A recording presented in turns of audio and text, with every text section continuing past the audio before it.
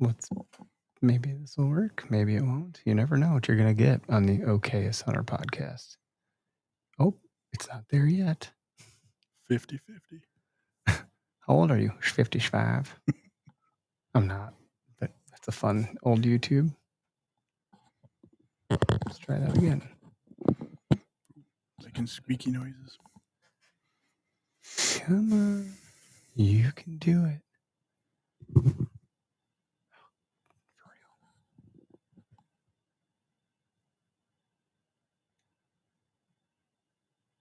Where is it? It's not here. I'm pretty sure I have that channel turned on. I do. It says it's streaming right now.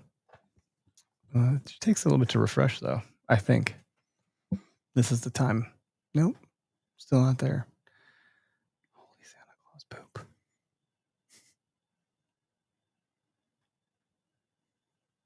Aren't you glad you don't have to deal with all this garbage? Did it say something went wrong? It wouldn't surprise me. It's like, dude, what are you doing? Someone's trying to hack your page. There it is. All right. We got her. I get to look at ourselves being awkward here. At a small delay. Let's get her done. This is the Okayest Hunter podcast. Never pass on shooter bucks, because that's just meat in the freezer. It's your tag. You hunt how you want. This is Okayest Hunter. Well, welcome back to the Okayest Hunter podcast. I'm Eric. I'm Matt. We got Matt in the house today. This is 86 proof batch 3, bottle number 6321. Great Jones straight bourbon whiskey from New York. Great Scott. This came from our podcast listener, Calder, who, if you listen to this podcast long enough, you've probably heard Calder call into the show. He drove all the way from New York to Horicon, Wisconsin to hang out with us, to hang out at the Foam Fest shoot, and he brought not one but 2 bourbons. Maybe we should open this one first. It's a tiny little bottle. Hartman's Distilling Co. straight bourbon whiskey. This one is 71 proof, batch 74. Pretty neat. So we're drinking that tonight. Thanks, Calder, and thanks for making the trip with your family. That's you're a good man. It's a big journey with a family. It was awesome though. Great to meet him in person. I agree. Yeah, it was cool. All of a sudden, I think Derek's like, dude, guess who this is? I was like, who is it? He's like, Calder. I was like, oh my God, no, I was not prepared for that response. About crap my pants. Anyway, we're brought to you by Nosler. Nosler was a big part of the Foam Fest shoot because they gave away a ton of ammo and a lot of really nice hats for everybody. So thank you, Nosler, for like helping support what we got going on. I did hear some feedback. Positive feedback that usually that means negative. Oh, some feedback for you. That who was it? Bryce? No, not Bryce. What was it? Dylan. His name was Dylan. I think it was Dylan. He said he's like, dude, I used the Nosler for my rifle season last year. I think he's shooting a Henry rifle, and he's like, I won it from Foam Fest. I hope I win again, and he did. Oh, really? So he's like, this is amazing. So he's like pretty jacked about it. But shout out to everyone that came to the event, and shout out to the partners, of course. Gerber had a huge hand that event. Everyone walked away with that pre-register got a goodie bag, or I think everyone got a goodie bag, but I think Gerber was in every goodie bag. Yeah, that's true. They were in every goodie bag, but some people got shirts and coffee tumblers too. So big thanks to BHA Wisconsin for helping us like host the event. They put a lot of work in on their end. And Bear Archery, we gave away 2 Bear bows. The Cruiser and the Legit. Correct. Both RTHs ready to hunt. So out of the box, you can let her rip, potato chip, and like get her done. That's pretty cool. I think one guy and his son won the Legit. And then what had happened is Justin with Gerber was drawn for the other bow, and he decided to put it back into the raffle drawing. Yep. Because he's like, I can't.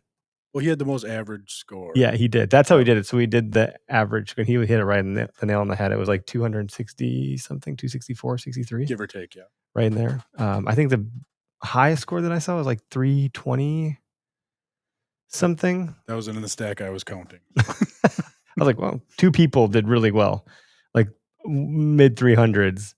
Buddy that I work with, he did good. He got like 296. How did you do? Did you even shoot? Did you? No. Yeah, I didn't shoot either. Yeah, unfortunately, I wanted to. Stupid we, rain. We shot a little bit afterwards. Yeah, we were taking some trick shots, that 60-yard trick shots through steel and that wolf with the missing core. Yeah, the heart or apple, whatever it was hanging in there. I think it was like an apple, but I think they were calling it the heart or the apple. I don't know. Yeah, I thought it was a real apple, so I was disappointed the first time we hit it. I thought it didn't explode. explode. Pretty cool. But yeah, you hit it, and Derek did? Yep. Was that it? Did anyone else hit the apple? I don't think I did. I made it through the core, but I didn't hit the apple. Yeah, I'm not sure. I made it through the steel target on my first shot. That's impressive. Calder didn't. He destroyed it. Yeah, that was a good time. I mean, I want to say I made a post about this too to my personal page or whatever, but the fact that we had someone drive all the way from New York is a big deal, I think.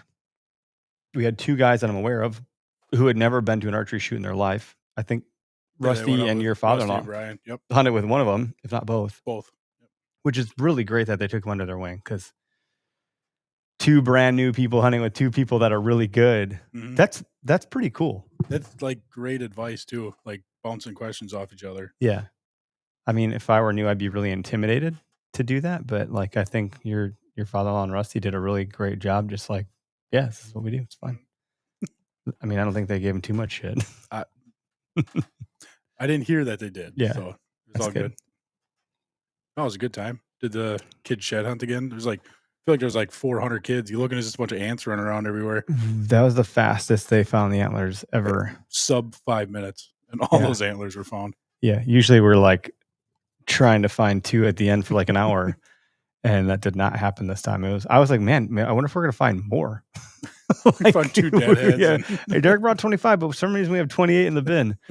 One day that'll happen. That'll be pretty cool. That would be pretty great. No, but it was good. Horicon Marsh, thank you to those guys for hosting. The president of the org was there, cooking up burgers and brats for everybody. And then the other couple that's usually there helping us with that stuff, their son was there, so he was tending bar, and there was a lot of people. There was like 60 some odd people there. Yeah. So what was it last year? Pretty close. Really close. But if you count like all of us and the BHA folk, the people that weren't actually on a registered list, like the number of bodies was probably close to 70 people at the event. Wives and kids. Yeah, which we don't count them on the, like, we're not charging for children or anything like that. So yeah, the number of human bodies there was definitely well into the 70s. Yeah, that was a good time. Yeah. And for the most part, the weather held, which was good.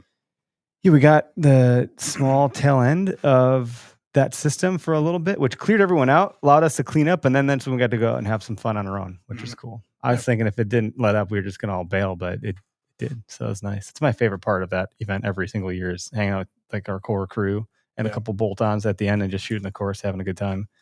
So I still don't think we've ever finished a course because it gets too dark. Too dark, or like someone's got to go with their kids. Something's always going on. Usually it's Penny's birthday around that time for Derek, so he can't stay, or it's always something.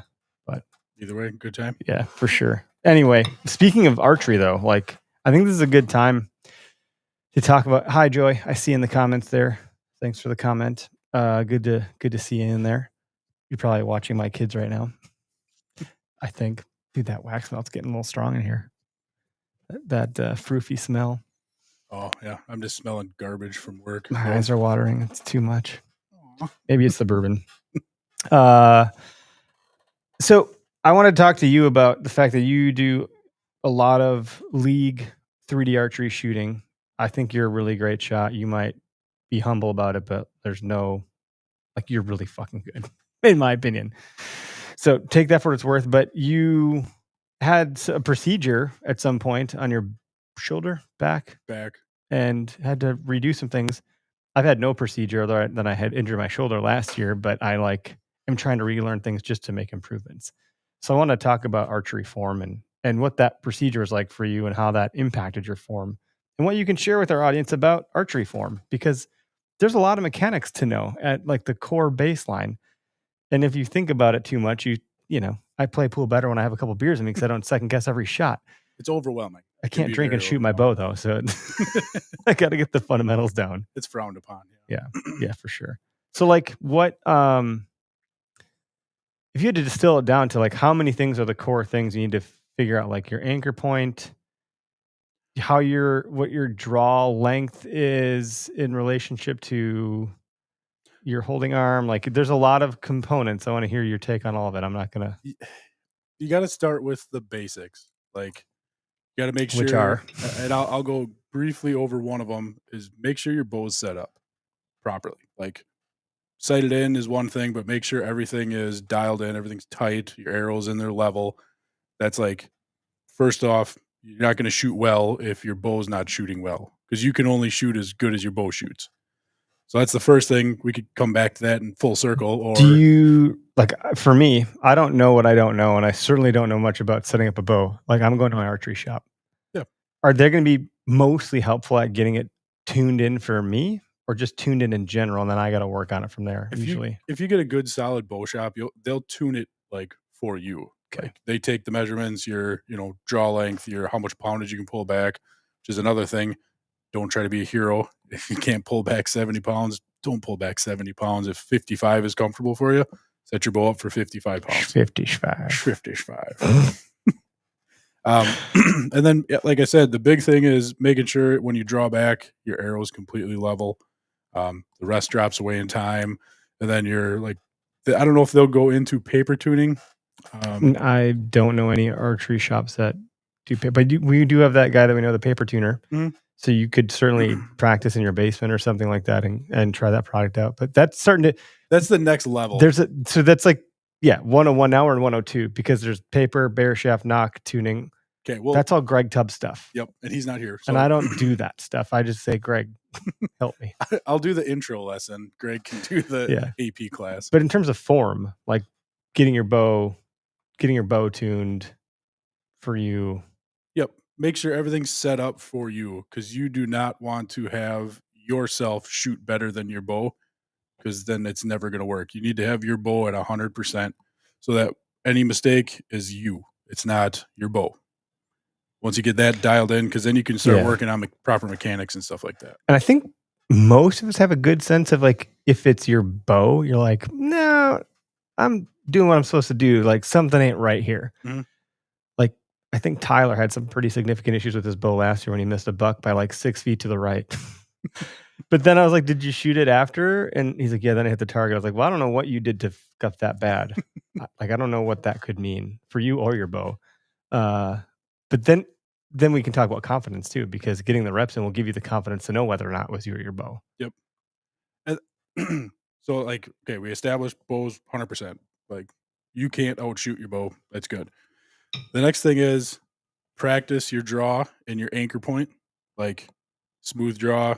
I shoot a thumb release. Everybody's gonna be different. I don't know what you shoot, but apparently what I shoot is for first graders. Fingertips? Like, is that a child's release? I was like, what? I don't know. It's a release I've had since I was a teenager. I guess maybe I'd get a new one. It does have a longer, like where it dangles from the wrist. It's a longer thing. I don't know if that's supposed to be or not, or what that's doing to my form. But it all goes back to your draw length. So if that thing's longer, you draw back and you still have a solid anchor point every time. There's nothing wrong with that.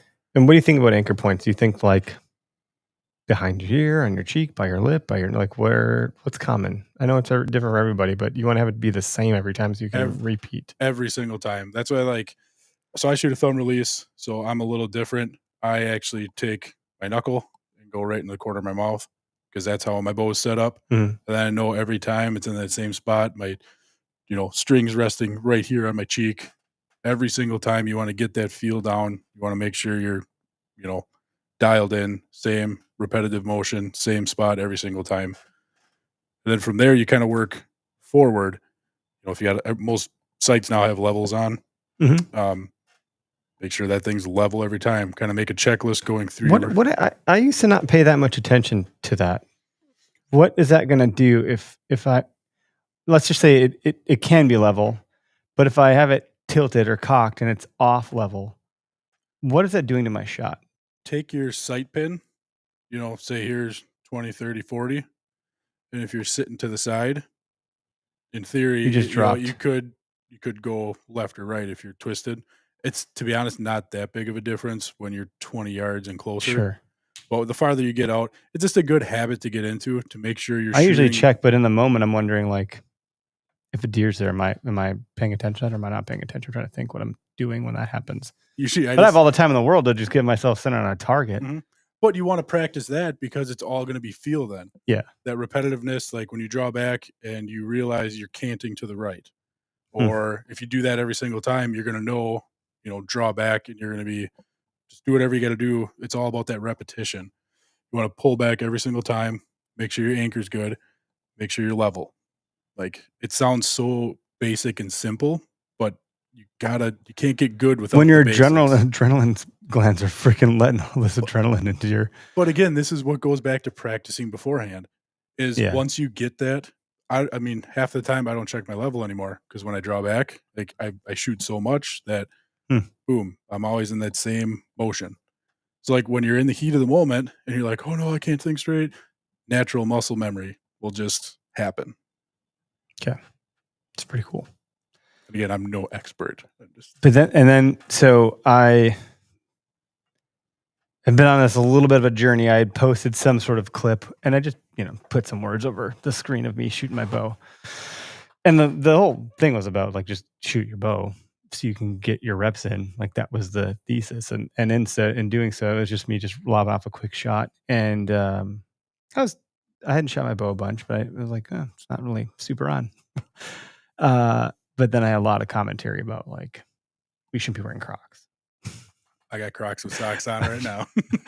You want a good foundation, you better not be wearing Crocs, apparently. No, but they're like, your anchor point's off, you punching the trigger, like it was all sorts of craziness. So I was like, well, let's work on it. Let's use all this negative bullshit and actually try to like, do some good for the community. Yeah. I likened it to the, if you're in class or whatever, some kid raises his hand and everyone's thinking the question, but like only one person's going to raise their hand and everyone's like, thank God that guy asked the question because I had the same question, but I wasn't going to raise my hand. I think we've all been there. Yeah. Maybe on both ends of that spectrum. But I was like, well, if I'm failing at all this shit, I bet you a lot of people are. And like me, I didn't realize it or don't know it because you don't know what you don't know. I was like, well, let's ask the internet to crowdsource my archery form for the season. And it kind of worked. We got a lot of great stuff. There's a lot of shit stuff. But then from that second one, a lot more constructive feedback came through. And I was like, let's try to apply some of these things. So I did another video of me applying it. I'm like happy to be going through the journey. But there's a lot of things to like think about inside of such a short amount of time that it's like, how do you the muscle memory thing over time? If you think you'll just start to get it. But the trigger punching thing was another one. So like, I mean, supposed to do that. You're not supposed to trigger punch because it's a little less like predictable. You want to like keep a little bit of pressure, and then you almost want it to surprise you. Like once you're holding, you just slow, and then you almost not like you twitch, but like it's like the back tension releases. You pull, and then you kind of know when it's going to let go, but you're not 100% sure. But like, you just got to like, I'm trying to think of the best way to say it. You don't want to flinch the trigger. Yeah, because if you flinch, just like a gun, like that little 16th of an inch here reflects a yard or 6 inches at 20 or 30. So there's some back and forth on that with the back tension. It's kind of like, no, I want control of when I'm going to release the trigger. Like if I'm in 3D archery and I'm in some sort of like archery contest or tournament, like it's different. But I'm shooting a live animal. Like I want to pull the trigger when I want to pull the trigger. Yeah. I think, but punching, it's different than squeezing through like a squirt gun. Yep. Yeah. So that's actually a good way to think about it is, I mean, you could also punch a squirt gun trigger, but if you want, you just want that slow, and again, it's all muscle memory. You start doing the slow, you realize a second into the pull, if you do it the same every time, that's when it pops off. Or mine, it's a thumb. So I roll my finger on that release, the little knurl, and I know once I get to like almost the tip of my thumb, that's when it fires. Again, it comes back to all muscle memory, so you don't have to think about it while you're in the woods, while your adrenaline's cranking, while you're seeing stars, like most of us do when deer blackout. Yeah. And then even like trigger sensitivity is a thing. Yep. So I have a friend, Chris, who is just getting into this journey, which is wild to me because he dove in deep fast. I don't know if you met him at the shoot. He was hanging out with us at the end there. He's like sending me freaking photos of him cutting his own carbon arrows. I'm like, this is day one, bro. Like, whoa, I've never done that. Like, I used to fletch my own arrows for a hot minute there, and that was like a fun process. But I was usually like drinking beer, playing video games, and they're just on the coffee table. And I was doing my thing. So I was a bachelor living with my buddies. Like, it was fine. I was never cutting carbon arrows, and then he's tying his own knot for his peep sight because it was moving on him. And I was like, he had the terminology down because he'd watched them, and I was like, dude, you're further than I am, and you're only like a couple days in. Holy shit! YouTube's awesome sometimes. Apparently, you get a lot of good info from YouTube, but you can also get a lot of misleading. You can also start at the end of the spectrum versus the beginning and not know it. Like, they'd be like walking to a 201 course versus a 101 course, and they're like, oh shit, I was supposed to start at 101, but I guess here I am. I like to, so I'm a mechanic by trade, and I always like throwing this in there. When I was getting trained on how to do like engine rebuild jobs, the guy who trained me told me how to do it step by step properly, like through and through. And I'm like, well, I know if I can just cheat and kind of miss these two bolts and we pull the whole thing off together. Trust me, it comes full circle. It'll make sense. So he goes, nope, you're going to do it step by the book. So I did step by step. It took an extra 2 hours than it normally should have. I got it back together. And I asked him, why did you teach me how to do it step by step? He goes, because if you cheat and you fuck up, now you know how to fix it. So you don't want to jump ahead and only learn the jump ahead, because when you run into problems, you don't know what you're doing because you don't know the basics. I thought that was a cool little anecdote thing. Yeah, it's like, just give me the answer. Well, you got to show your work so you know where to fix it. Yep. You can't just arrive at the conclusion. And that's why I sound boring teaching the 101 class is it's repetition. It's finding that solid anchor point. I don't care where you hit on the target yet. Just everything has to be consistent. Everything has to be the same. And that's how you get better. Yeah, you start to see some of those, I don't know, like, I'm down and to the right by 6 inches. Well, on a real deer, that's going to make a big deal. I mean, should still be remotely dead, but they duck the arrow, they quarter and turn. They do deer things. Yeah, suddenly you're like, what just happened? Or you shoot high and you go right over their back. Like, we've all, I know that's been hunting for some period of time, has experienced something like this. And if you haven't yet, it's not because you're that good. It's because it hasn't gone crazy yet. It's going to happen. I had my first vat of all this, and we'll get to that part later, but last season, which everyone's going to see soon enough too, and when we release our film or whatever, or our like footage from last year. But talk about the procedure you'd gone through and what you had to fundamentally change or relearn, do different. What was that like for you? Sure. So this was many, many moons ago. I had 3 back surgeries, and before that, I wasn't a great shot. Okay. I mean, I would hit the target. I, self-taught myself. Kind of what I described you don't want to do is, oh yeah, this is how you do it, but you never actually went through the basics. So I was consistently inconsistent. Good enough to kill some deer, sure. Good enough to miss some deer. Then I had back surgery, 3 of them. After that, that was back when you had to get a crossbow permit. Like, you couldn't just buy one and go hunting with a crossbow. My doctor's like, I already signed the paperwork for you, for the crossbow permit, because you're never be able to shoot your bow again. I'm like, challenge accepted. And I focused on normal things like learning how to walk again and doing all normal things. But I was with an awesome therapist, and she's like, what are the 3 things you want to do? She says, I want a somewhat normal life. I want to go back to work, and I want to shoot my bow. And she goes, why do you want to shoot your bow? I'm like, I want to prove my doctor wrong. Like, that was my main motivation. So after a while of therapy, she actually told me to bring my bow back in and focused more on drawing the bow back without re-injuring my back. So it was like, that's actually, like, I could just start sweating thinking about it, because like, it's scary that you're like, ooh, should I do this or not? Like, is this a decision that I'm going to regret in about 4 seconds when I go back to square one or not? Like, that in and of itself, that's scary. And it's like, what always freaks me out is the people who are like really overly like motioned, like tip really far forward, do like the big exaggerate. You don't need to do that.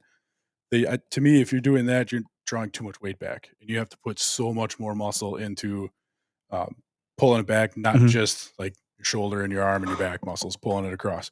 So like what she taught me was start down, you keep everything straight, you tip your shoulder, and you draw back and just pull up instead of doing the big, I heard to start, we'll change the camera view, to start up top and use Is this your lat? Your lat, and use your lat to pull down, and then your bicep right at the end if you need to. And oddly enough, learning how to do pull-ups, it was use your lats. That'll bring you all the way up to the bar, and you have to like think about, okay, if I think about my lats, that's what I would use, and I could bang out 14 pull-ups, and then I would use my biceps, these tiny little things at the end, and I'd get a couple more. And so the video that I'd posted was like, you're just using your biceps, dude. You're going to burn out. And if you're just hitting like hunting and you're just trying to pull back on one deer, so it doesn't matter. Yep. But if you're doing reps in your yard or at a shoot, you're going to burn yourself out, man. And then you'll be sore. Yeah. So I was like, okay, I tried, and I was like, I know how to engage that muscle. It does feel different. And then see, this is where it's not a one size fits all thing. I don't personally like to draw back like this because if something happens, you don't want to fling an arrow into. I don't want to fling an arrow into the sky, infinity and beyond. I kind of wanted to do it once in my life to see where it goes. It's fun. Do it like we did it up north. Nobody was around. Big tract. Do it into a lake or something if you want to do too. Yeah. Put a Luminoc on it, and just those things go really far. They go really far. You went more than 100 yards. Oh yeah, you can make a 100-yard shot now. Oh yeah, it's a good point. Yeah, they probably go 300-400 yards, maybe.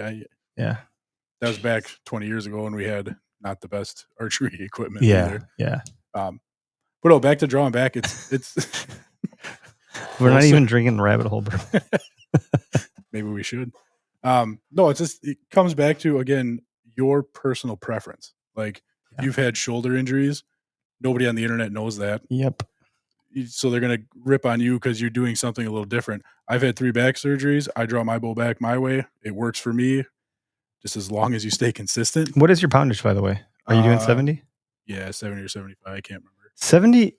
So that's the other thing too, and this maybe I don't know if this is like cutting in at an odd spot, but I was today years old when I learned that your bow should be maxed out.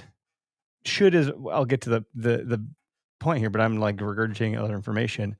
Your bow will perform at its optimal performance level when it's maxed out. So then the logic is if you can't pull back, if your bow maxes out at 70 pounds, you could crank it down to 65 or 60, but you're going to lose some performance out of your bow. So then the logic is to go get a bow that maxes out at 60 or 65 so it can be topped out and perform better. Yep. Like I didn't know that. 100% agree with it. And that's where it comes down to don't be a hero. Don't be like, oh, I draw back 90 pounds. It doesn't matter. You can kill a deer with a 40-pound drawback bow. As long as you're consistent and you can put the arrow where it needs to go, you could shoot 40 pounds. Me and you could shoot 50 pounds and kill deer. Yeah. That's what boggles my mind. Like everybody's like, oh, I draw back 70. I draw back 80. I don't really know what my bow is. I just draw back and it's comfortable and I can do it when it's freezing cold out. And that's another That's thing. The other thing. Like doing it, you do have adrenaline on your side drawing back in a deer. Like I think I drew back in some pretty fucking weird ways. I'm like, and like I don't even know how I did that, but here we are. And I'm like, heaven forbid I let this thing down right now because it's going to be wild. It's to try to do it without them seeing. So you're just like, yeah, I'm almost like feel like I'm separating something. Like that's not how I draw back when I'm just shooting. I'm not separating the bow from the string. I just am like all string. When I'm drawing back on the deer, I'm like definitely working both ends of it. It felt like, oh, yeah, because usually you want it like as quick as you can. Yeah, so I'm like, it's not going to move. And if I move both ends at the same time, it'll look like nothing's happening. But also, like, holy shit, how did I just do that? You know, totally different outcome than if I'm just shooting here or wherever. Yeah, I mean, basic thing, like it kind of circles back to repetition, muscle memory, and to me, that helps you in that moment of panic. When you have a deer coming in, your brain's only thinking about deer. It's just muscle memory. Yeah. So then, I don't know, people talk about, you're not doing any of the fundamentals. I'm like, I don't know that I ever learned the fundamentals. I don't know that someone ever taught me the fundamentals. What are the fundamentals and how should I go about learning them? So like you said, you're everything before back surgery, you're just doing what you do. And that, like you said, that can work. And I think the more you practice, the more you'll get comfortable with what works for you. Derek talked about he switched up he had a different eye dominance, so he switched from a right-handed bow to a left-handed bow. I think that's the direction it went, right? Yeah, he's left. You would know because like you guys, I saw you shooting, you're both. It's like two guys eating at the dinner table, like opposite hands. Or when we're shooting league, we're looking right at each other as we draw back. In your eye, bitch. But he's like, well, then I got way better because I was using the proper eye, but he had to like relearn some mechanics because it was opposite of what you would expect. Yeah, it's different. That feels like I wouldn't want to learn all that. I'm one of those guys that would probably just give up. Like if someone said you got to shoot with this hand, I'd be like, I'm out. You think I'm gonna pull back with my left hand? Are you fucking high? Like that's not gonna work. Take me out. Like I couldn't imagine switching like that. That'd be really tough. But it works. I mean, even the rifle, I'm like, what would you do? I I don't would, think my left shoulder could take a hit with the gun stuck. you're right. Once it's got calluses built up on it, I'm like, oh, can we be done now? can I shoot a 22? Can I shoot him in the shoulder anyways? Yeah, Elijah just commented. I did not know that either. This is the thing. So then why are people so damn I explained it when you got here. It's like the fat kid or the fat guy at the gym is getting shit on for being at the gym and being fat. He's a dude you It's celebrate. like he's literally at the gym. That is should be celebrated. You shouldn't be ripping on someone putting in reps with their bow. If they're not doing it right, then teach them nicely. And I'm not saying I'm some sort of pansy. I think I can handle it. But like you don't have to make someone's life harder. My life is hard enough as it is, let me tell you. I'm Polish, okay? Like Same. it doesn't go well for me. I don't need you making it harder. And you don't have to be a dick. People don't have to be a dick about it. If someone's doing something wrong, like, hey, look, if you're blunt or a rough around the edges kind of guy or gal, hey, you're doing this wrong. Here's what I would recommend. Like you could still deliver that with some teeth and it's okay. But if you start leading with like your IQ must be low because you're wearing Crocs and socks, I'm wondering about your IQ. Yeah. Because you used the wrong your. But I'm not so petty. I'm going to pick out your grammar. Spell check. Yeah. I don't understand it. Like to me, you want everybody to be better. Another thing of growing in archery is shooting around people who are better than you. Yeah. Because you learn so much, and maybe not even by saying anything, just watching them. Yeah. Like picking up little things like that. Well, I know I talked before I hit record about this is not related necessarily. I'm going to make it, but disc golfing, I was like really good one way. And then I was like just ignoring a whole other shot style completely, the over body, whatever, like how you throw a real frisbee. I couldn't control that one at all. And so I spent the time to dedicate to learn towards it. And it sucked because all my friends were still shooting really good. And here I was just not doing well at all.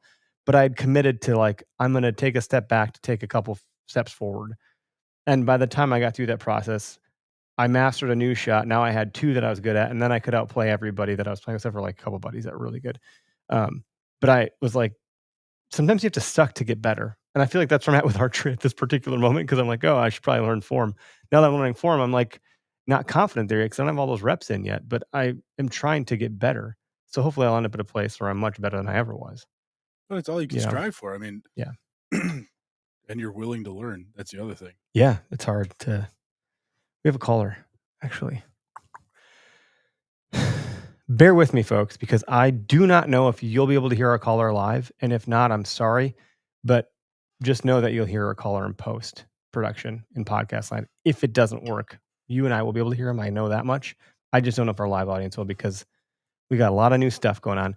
And if it's Skype's fault, it's Microsoft's fault. So if that's why it's not working, we can blame Microsoft. Okay. I think no one will have a problem with that. Dustin, can you hear me? Good. Matt, you hear him? Yep, I hear him. All right. I don't know if our audience can hear you. We'll find out. But for now, we can hear you, and that's what matters for the moment. Good to hear from you, man. Have you called in before? A year ago. So for those that don't know, Dustin's with White River Rambo, which has a really strong following and a great demeanor on TikTok and Instagram. But glad to hear you calling into the show, man. And I know you're doing some archery stuff with your channel, so I'm glad to hear from you. Struggle, yeah.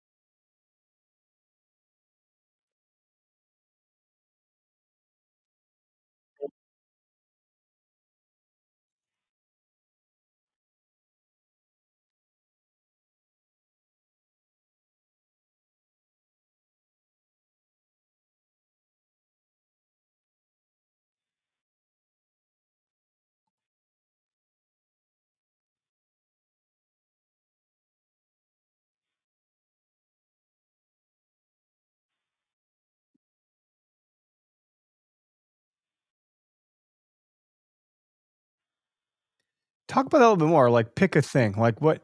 So, if I was going to pick something, what would you like? Not me personally or whatever specifically, but like you talk like pick your peep side or pick what. What are some of the things that you could focus on exclusively that you had just mentioned?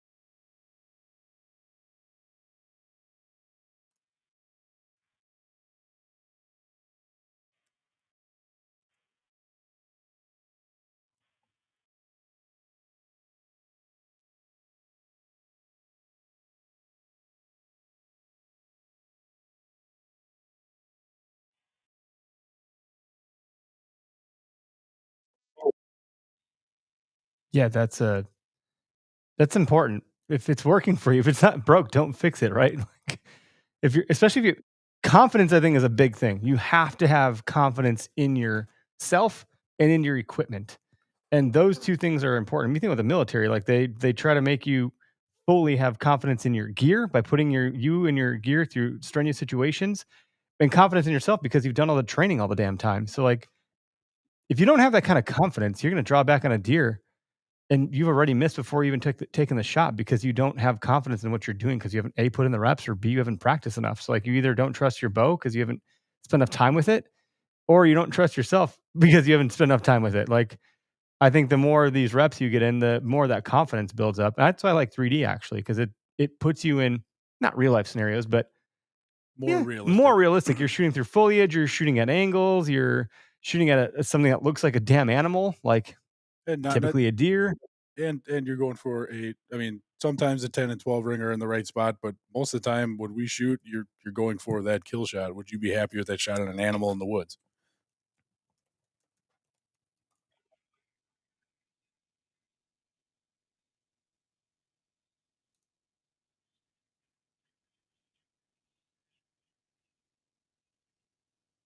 I agree 100% on that.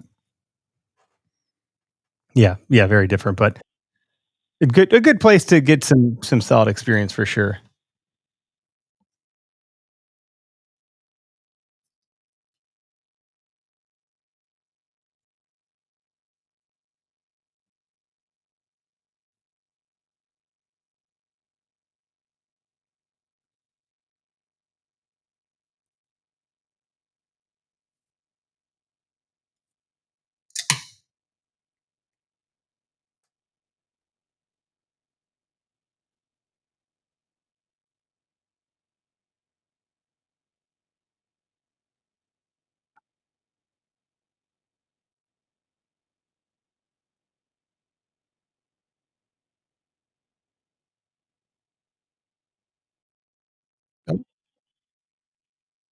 Yeah, no, it's good. Thank you, and good to hear you calling into the show. We'll have to hear from you for every. I mean, we hear from you on social, which is great, but calling to the show is always super fun. And I'm glad to see that you're tuned in and listening. And for those listening live, apologize they couldn't hear you as it turns out live. But if you want to hear what Dustin had to say, you can check out the podcast and wherever you get podcasts. I produce the same night we record, so this will be live in podcast land in like a couple hours. So I don't know how to fix that. I'm not sure what the deal is. It should work, but technology is a total nightmare. And again, blame Microsoft. So that's the problem.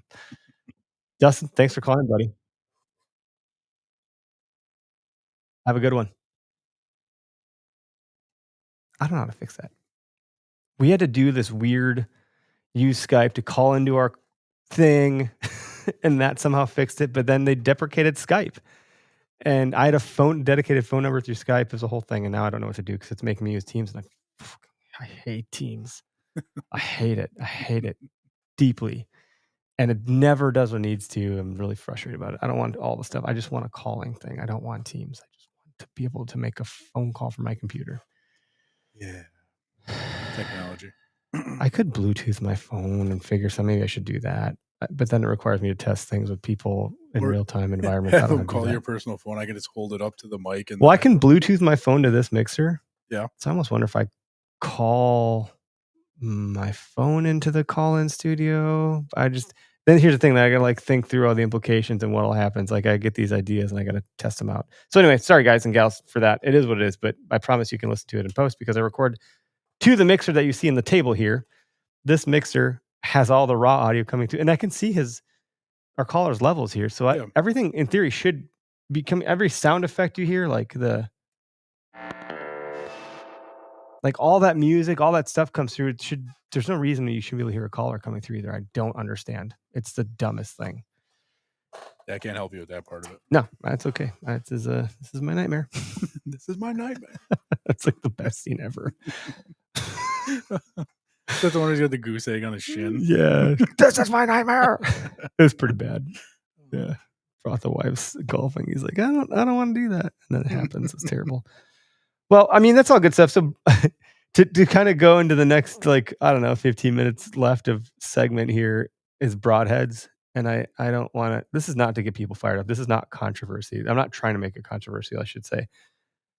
But I do wonder, I'm going to quote the comment that came through on our IG now that I left it on my phone.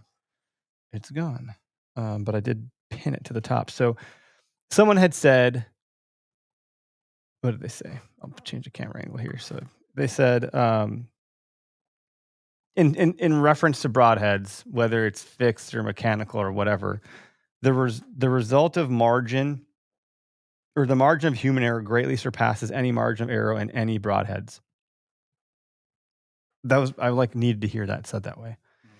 They went on to say, so basically you'll mess up a shot before a Broadhead will. The Broadhead is just your whipping boy. It can only compensate so much for, I don't want to say bad shot, but our misgivings as archers. Like we talked about target panic, punching the trigger, what was it called when you canting the bow. Maybe you got your anchor point wrong because now you're shooting with gloves and underlayers and a lot. You should probably practice that way too. Good luck in the heat right now, but that's, I know my wrist strap can only go on so much more when I have layers on. And so that probably does mess up where it rests on my arm. If it's closer to my hand versus up my arm a little bit more, that shortens or lengthens the distance of where it's grabbing on. There's a lot of variables there that could mess things up. And therefore, your Broadhead could be amazing or not amazing. But if you don't put the shot where it's supposed to go, it can only do so much to make up for that difference in shot placement. So the best thing you could do regardless of Broadhead is make sure whatever it is you're shooting goes where it's supposed to go. And you've got all these fundamentals down. And then you can repeat as much as possible, knowing that in nature, you're like best friends with Murphy's Law on that tree stand. Because anything that can go wrong will go wrong when that deer's coming through. And that's why it's always such a great reward when it goes right, because everything had to go right for you to kill the deer. So what I will say is, for the first time ever, I'm having a Broadhead crisis. Is there a hotline for that? Yeah, the Broadhead crisis hotline. I shot 2 deer last year. I recovered one, didn't recover the other. The other was going to live. So some say that I should have just punched my tag on the first deer that I didn't recover. I hadn't thought of that. That's actually not a bad idea. Maybe I'll do that. And I damn near about did, because I was going to give up for the season. And then everyone's like, no, you got to get back out there. So I did, and I got a deer. And the blood trail was terrible. And shame on me maybe for a high shot, but I was shooting from the ground. So a little bit different than what I'm normally doing at a stand. I feel like those shots would end up lower than normal because then you got to bend the hips. There's a whole other freaking thing that you need to account for. And so now those were fixed blade without bleeders. They're sharp. They're good. They did what they went where they were supposed to go. But trailing that deer, all of a sudden I got the sinking feeling in my stomach again. I was like, oh no, it's happened again. You got to be kidding me. This can't be real life. I found the deer all by happenstance that I just happened to see its eye reflecting from the ground at dark. and was able to retrieve it. But for those last 20 or so yards between my last speck of blood that I was standing at and where the deer was, there was no more blood. And now this year I'm like, well, geez, what should I do now? So I don't know. I'm looking at Kudu Point. A buddy works there, and I think they have a good reputation. I'm willing to try them out. Try them out is relative because trying them out just means I'll shoot it and it'll hit the target, the block that I'm aiming at. Yeah. I also method archery is now contact archery, and those broadheads that I use then still exist now. The variable broadhead system. The VBS. I still have those. I like what those did to this deer hanging above me. There was a bloody mess. It was also a lethal shot, but so two things worked out for me. But there is no not trailing this deer, even after it crossed a river at like freaking 5-gallon bucket. Yeah, but maybe that would be the case. It was breathing heavy, but so now I'm like asking around, like, what do people like? What do people use? And I think it's pretty 50-50. 50% of people love their mechanicals for whatever reason, and 50% love their, like, it's not down the middle. And I know Tracker, the Shane Simpson dude, has compiled a lot of data from dog tracking about like what broadhead was used. I don't remember what his data has told people based on deer that were recovered versus not recovered and what broadhead they were using. And I know Isaac, when he was doing method archery, had a website called Data Kills, and he was logging. You could log. And I think he was trying to get to a similar assessment of like, what broadhead did you use? Did you have a blood trail? Did you recover the deer or not? Trying to get some data around what is working holistically. Everyone's different. Yep. But I'm now in the spot where I'm wondering, should I be considering something different? I mean, again, it all goes back to shot placement, like you said. I don't like that when broadhead companies like, oh, it's got great forgiveness. It's like, yeah, okay. How much is that? It's like you're buying a broadhead to give you a handicap. Yeah, like you should. You think back to the old days when they used, longbows and carved their own or flinted their own. Killed things, napped them. You got to get Boyer on to talk about that. Yeah, exactly. I'm not that person. So, but used to make their own stuff. I mean, it was no more than 3/4 of an inch, and they were knocking down bison or deer or whatever. It's all about shot placement. But if you want that little bit of forgiveness, sure. Like I used to shoot expandables all the time. I loved them. I got so much crap from all my friends because I shot them. It's like, oh yeah, you're just every time you shoot it, you kill something. It's like, yeah, because I always hit it where I need to hit it. But I stopped shooting those. I would love to keep shooting them. I hunt from the ground 90% of the time. So hunting from the ground, those expandables for me were not great. They get hung up in branches and grass and stuff like that. Like they're opening before they get to the target? They're opening before I draw my bow back. But that's just the situation I put myself in. That's why I switched to single bevel. What did you do in that? So you're a full draw. You're looking down your peep sight. The peripheral. You see a freaking broadhead. Gotta let down. It does not fly the same. So then you had to just not take shots. Mm-hmm. Oh man, that's after rough. doing that 1 or 2 times, it made the decision. So you was just hitting stuff? That's the only reason why I switched. If I was a tree stand hunter, I'd still be running expandable. I like what they do. It almost makes a unsealable wound. Mm-hmm. That's what had happened to me. Like it closed back up, I think. Yeah. And I've had like the last buck I shot was with Iron Will single bevel. I've used Iron Wills. I think I shot one deer with it and then I didn't recover her. It was very confusing. And it was strange. I wish I would have, I was very in the moment. I watched the deer go down, so I didn't pay attention to the blood, but I didn't see a lot of blood come out. And I shot that deer at 3 yards on the ground. My entrance hole was lower than my exit hole because deer's standing a little bit taller than I was. And I didn't look the best because when you watch them tip over, you're not going to follow a blood trail. You're going to go right to the deer. Yeah. But I don't remember seeing a lot of blood. That happened to my dad. So he's using, I think the Stinger. What's that one that? The Magnus. Yeah. Stinger Magnus. I think that's what he's using. On a nice deer that he had shot. The year we both got nice bucks, which is like a photo that was super. That's like the only photo that I can't believe we got that. But it was like, no blood trail. He just happened to get to where the deer died.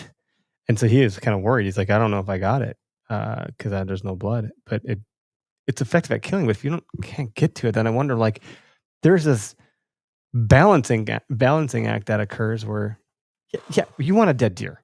That's what you want. But now I would argue with the drones and the tracking dogs and all the other stuff that exists, if you can use a drone for drone recovery, if you get a dead deer, you throw a drone, you'll find it like that. Mm-hmm. Do you want to be spending $300 to $600 on a drone?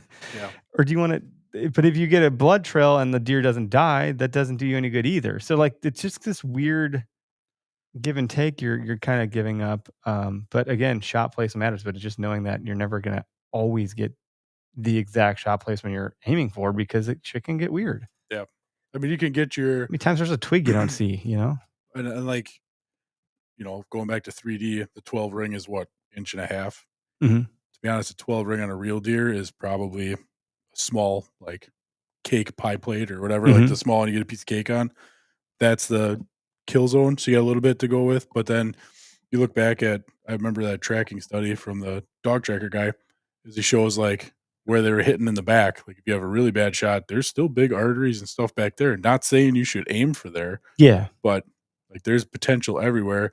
And I think that's where maybe the expandables kind of got their forgiveness thing from, because they might have done scientific measurements and stuff. But if you miss back here and it's this wide of a cut, there's a good chance you're going to hit this one. To me, that breeds lazy hunters. I don't want to say that in a mean way. The other thing too, like, is that from, and this is, I don't know this to be true, so please, folks, like, don't beat me up here, but I think the fixed blades can fly really accurately. I've not had an issue with them not hitting their mark, because I do shoot before I shoot, or before I go out to hunt. I'll shoot a lob, a cold shot, and like, okay, this is going where I need to go. But it's my understanding, whether this is marketing or actual stuff, I'm not sure, that expandable will fly more like a field tip. They do, because there's less drag, because it is more like a field tip. So then the argument becomes, well, if I'm supposed to be putting an accurate shot on a deer, shit, that might be enough as it is, and then I'm getting the extra out of it. Like, I'm starting to feel like compelled to want to shoot an expandable. Which one is a different question. I don't know. That's a whole other can of worms. Yeah, and there's a lot on the market. There's so much. But some people do say they swear by them, just like people swear by the fixed blades. I like fixed blades conceptually because there's less that can go wrong. 100%. I'm like a manual windows kind of guy in the car. Like, they're not going to break if I do it myself. But if the battery dies out, I'm stuck in this damn car, you know, or whatever. If this motor dies on the thing, or more can go wrong. Yeah. So I just feel like I'm vibrating in the middle right now. Like, I don't know what to do. And I think also keep in mind, because I've shot both, and I've never had to re-sight in. I wouldn't never had to adjust my sights on an expandable. I always have to adjust my sights on a fixed blade, especially single bevels. I shoot 4 fletchings now, because the 3 fletchings, I would have to thread them onto each arrow to see how they lined up. Kind of like when you used to do the old muzzies back in the day. Yeah. And maybe that's me getting a little too crazy. Because like, it would create a different level of drag to the. Yep. Or it would, different level of drag, where some shots would go low and to the left, or low or high and to the right. And you always got to, either way, if you shoot anything, if it comes with a practice tip or if it's a fixed blade, shoot it into a target, because there's a chance it may fly different. And that could be why you're missing shots. Dude, I'd love to see, all these guys are doing slow-mo stuff with like arrows into the gelatin, or slow-mo stuff to show like the spine. Like, the higher the spine, the more flex you get. So then you can see it out of the arrow, like gelatin around, like the pencil trick you could do. Yeah. Like, it looks like that. I'd like to see slow-mo from behind the archer, the path of the arrow, for something that you just talked about, like 4 fletch versus 3 fletch with single bevel, as an example, to see if it is going to like do one of these flanking things, or zip that way or zip this way. If you can see that in slow motion, real time, down the straight line shot, like behind the arrow, that'd be fun to see for anybody that has the tech. Hey, hunting public, you guys are always doing tests at Ranch Fairy. Like, I don't know, somebody could do that. That'd be cool. It's not me. I don't have that equipment or the resourcing, but that'd be interesting. We just talked to Ranch Fairy. I should have asked them. Oh yeah. Hey, let's see how they like. That's not a view that I've ever seen, and I haven't seen it under the context of what you're talking about specifically. It's almost like a ballistic tail on, like, when you're watching long range shooting, where you bring the spotting scope out of focus so you can see the clear where your trail's going. Yeah, the trail almost. Yeah. But like, is the arrow just doing something that like, whoa, look at it. It wasn't, the shot was going to go where I was putting it. And then it did this. And again, I am a decent shot. So I know when like my field tips, they hit where they're supposed to hit. And if I'm aiming the same spot with my broadheads and they're hitting 1.5 inches low, it's not me, it's the broadhead. And I've had it as simple as, so I number my arrows too, like 1, 2, 3, 4, and I'll try every different combination. And 1 flies the like perfect. 2, I know flies pretty close. 3 and 4, those are the just in case. Like your lumber at Home Depot, you're like looking down, you're like, that's fucked. Yep, that's the Menards tree. But no, those are the ones I keep in the back of the quiver if I have to finish something off on the ground. Like I'm not confident with them because they're moving a little bit too much. Doesn't mean they're not useless. Doesn't mean they're it's like some odd double negative. It doesn't mean they're not useless.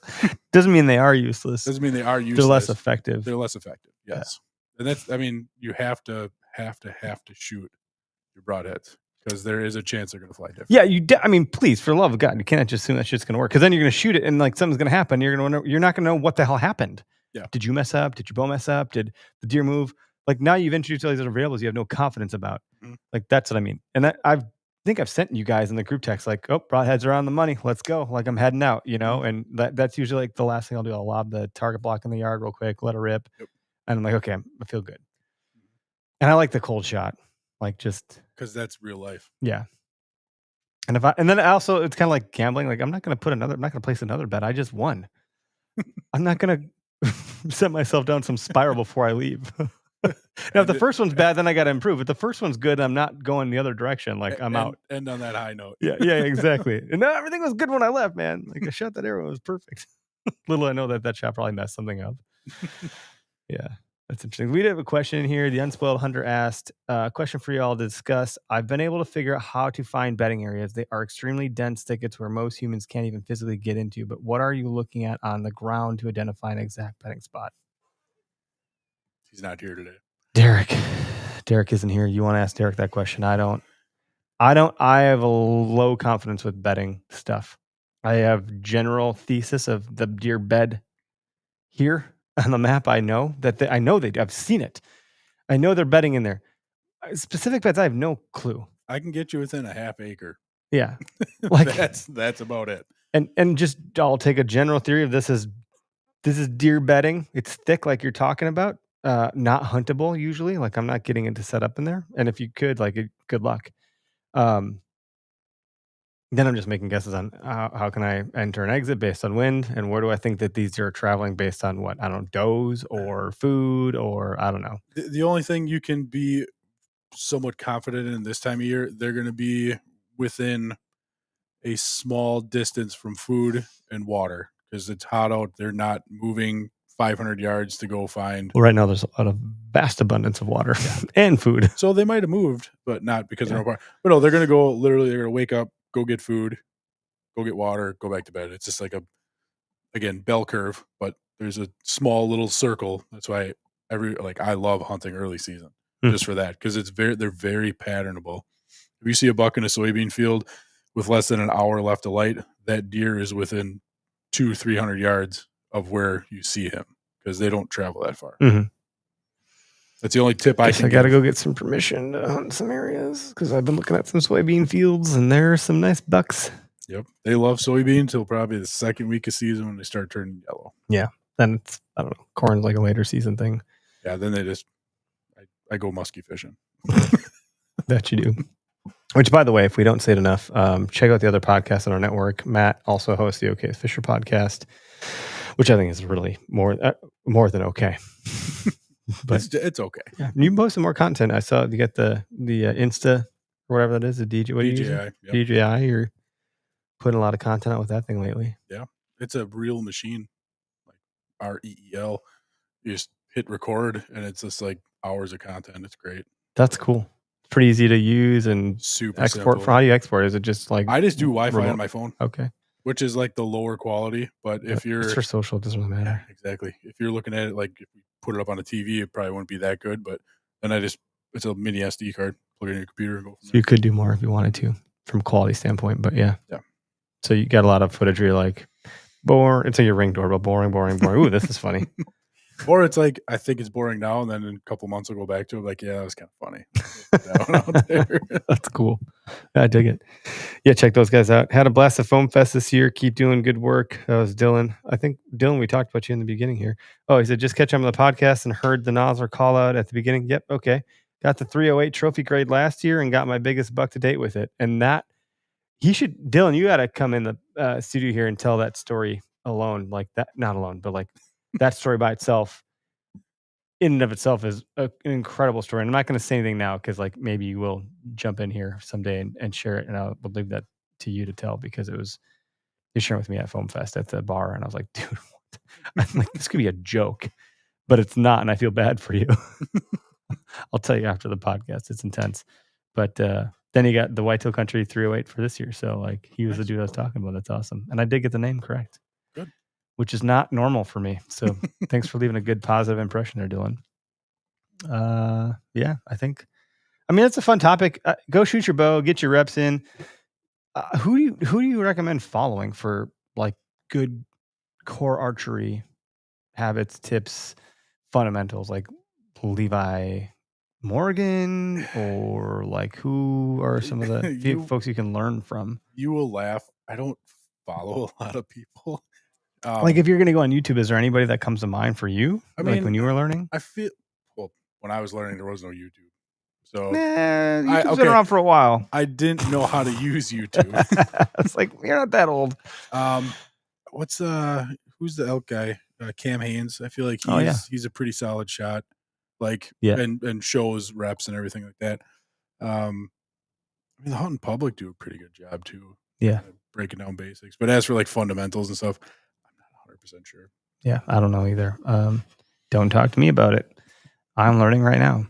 We just posted an article on our website about a lot of the stuff. Will, one of our writers, put a good article together about shooting 3D.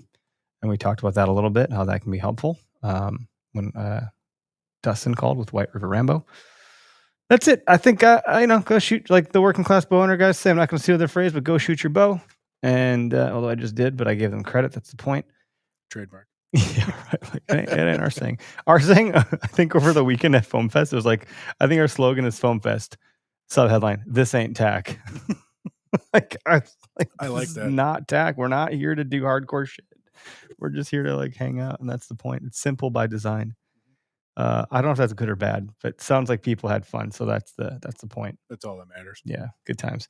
Shout out to Latitude also. I didn't get them a good call in the beginning, but like the Method 3 is out, and that new 2-panel system is, the design makes way more sense than the first version, which I was really unsure how that was going to go because I love the Method 2. The new one's better. The magnet system is way better because I've struggled with that in the past, like getting that to connect or whatever, because there's only 3 spots for it too, and I could never find it. So this can really be a single panel and feel like a true single panel and become a dual panel. And it's got a rope, or like the am steel in between, which you think would be a drawback, but there's a lot of slack, more than you think, and that am steel that connects the two can also hold your sticks, so you get a little bit extra purpose out of it. And there's all this extra padding for comfort. So I've always expressed a lot of like for the Method 2 because of all day sits. You get more adjustability out of having 2 panels. So like as you're sitting, your pressure points start to like get fatigued, or like in bed, you got to roll over to this side or that side because your muscles are getting too annoyed with the spring or the foam or where the hell it is. Like this allows you to adjust, and their new one has more comfort alongside that adjustability. So I think it's gonna be a great system. That's what I'm gonna be hunting out of this year. I'm really enthused about it. Check it out. All their stuff is quite amazing. These guys are in a class of their own, I think, as far as their product dev, their R&D, their content, like their workmanship. These guys are at the top of their class and what they're doing. And I really enjoy working with them for that reason. So I got the fun shirt on tonight, actually. I'm repping the Latitude crew here. And the shirt actually makes me feel like the black takes all the fat out of the picture. So is that why you gave me the blue one? It's a Nosler shirt. It's got moose antlers on it. You're like a moose. I like it. Like it's pretty fitting for you. And then Rack Hub, for those that don't know, they launched a new product, their Euro mount product, this week or last week, right before Foam Fest.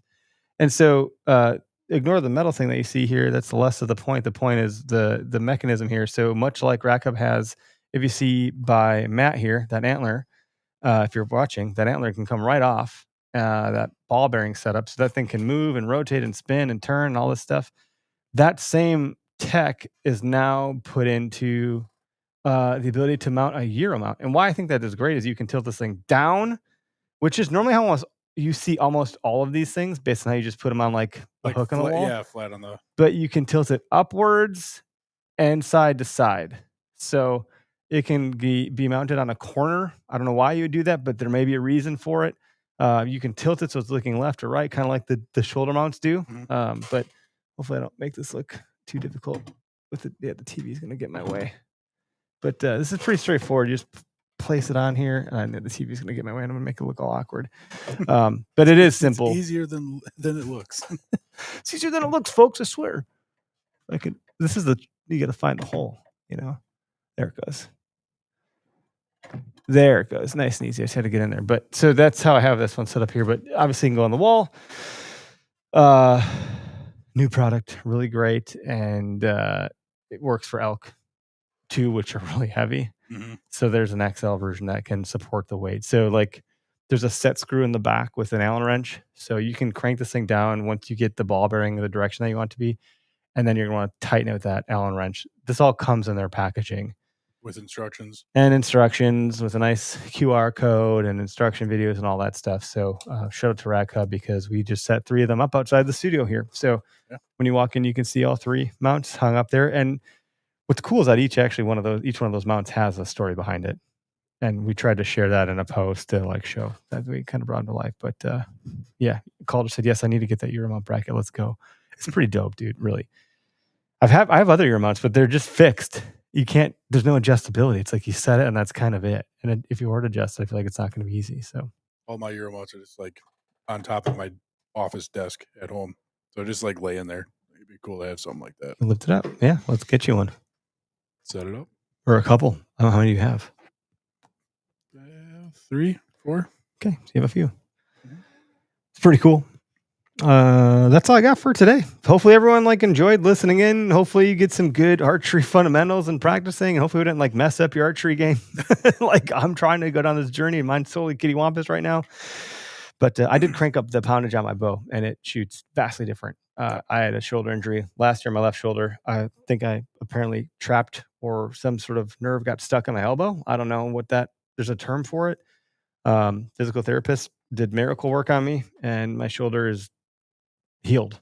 So then I cranked the poundage up at Foam Fest at the end and I was like, I can handle 70 pounds. And my bow just feels good. I'm going to rip a couple rounds off here if you want to stay and shoot some. I brought my bow too. Yes, we're going to go shoot our bow. We'll talk to you guys soon. Have a good night. See you.